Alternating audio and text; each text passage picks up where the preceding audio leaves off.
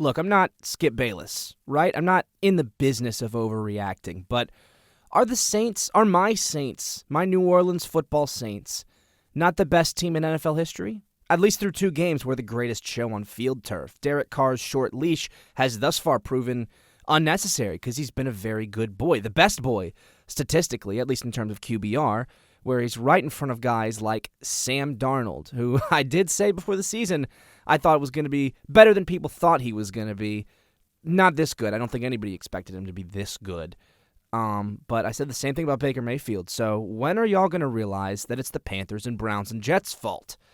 Anyway, what else happened this week? Oh, yeah, the Eagles lost. Saquon didn't score. That was a bad beat for a bunch of you. Very sorry. Mostly sorry I found it so funny. But don't worry if you were on the losing end of one of those. That'll happen to one of your opponents this season. Just you give it some time. Let's go.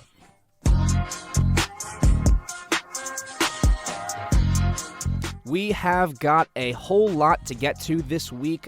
First, I figured this was a cross that bridge when we got there situation, but pushes, that is, say you have a spread or something, or in the case of a tie, basically, you get half the value of a bet, but you don't get a win for it. So, like, I know James G, for instance, had Houston -6. They won by exactly 6. He gets 46 points, but he doesn't get a win. With one exception, if you have a parlay where one of the legs is on a player who gets hurt before he can complete his, part of the bargain, I strike that from the parlay. So I give you, if everything else hits, I give you the points of the parlay minus that leg. Again, you don't get a win for it, though. I figure, that's better than a loss. So you can't really complain. As for what happened this week, we had our first ever, what I will charitably call Sweaty Try Hard Nerd Bowl, in which Alex beat James in a real chess match. Congratulations are in order for Krish, Cam, and Skylar. They got their first career win this week. Good job, guys. Cam, in particular, as well as Will, scored over 1,000 points, and Colin scored over 2,000, which is why you're hearing BigXThaPlug right now. If you don't like it, win. If that's not your kind of music, just you can pick it if you just do better. It's a skill issue, really. Now to the table. There's a little bit more to explain this week. Obviously, if you're one of the, I don't know exactly how many people are 1-1. The number by your name doesn't really matter so much. If you're 2-0, there's 6 of y'all. Congratulations. Rowan still has the top overall spot because of the perfecto, but that'll become irrelevant, obviously. And then if you're 0-2, hope is not lost. The 7-win threshold is obviously still attainable for you, but that's more of an estimate, I think. If you get to 7, you're definitely going to be in the playoffs. Some people with 6 wins will probably get in as well. I'm in last place because I'm in coin debt, which makes me, at least for the moment, playoff ineligible. There's also a penalty for that rolls. It gets really harsh the more weeks you're in coin debt. I will get out of it, though. Mark my words. Obviously, we said Colin had the highest point total this week, so he had control of the power-up shop, and he decided that you guys were a little too reliant on mulligans. Those are no longer available for purchase starting whenever this video goes live. Insurance, Free Win, Star Power, and Ice Power, which I can't believe no one's used yet, are also there. Nothing's restocked, though, so there's only one free win. Go get it. It's there for you, and it can only help you.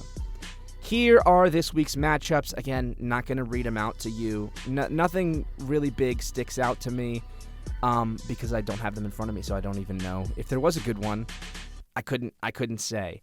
Your challenge, again, as per Colin, is win a bet on a team that's in the cellar of their division right now.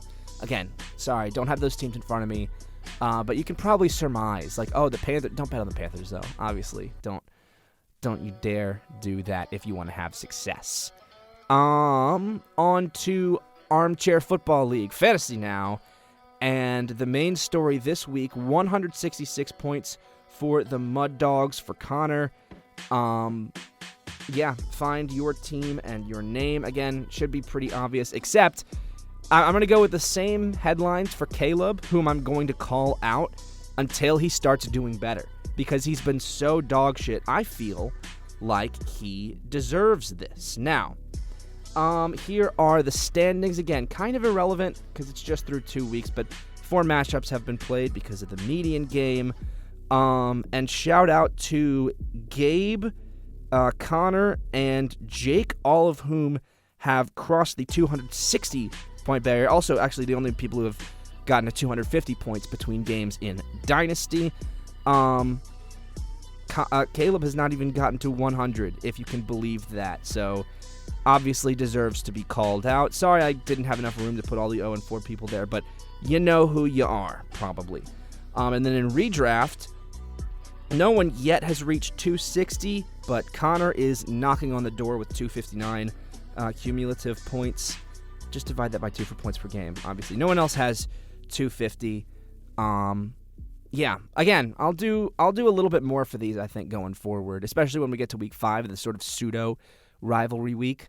But hope that's enough to titillate you so far.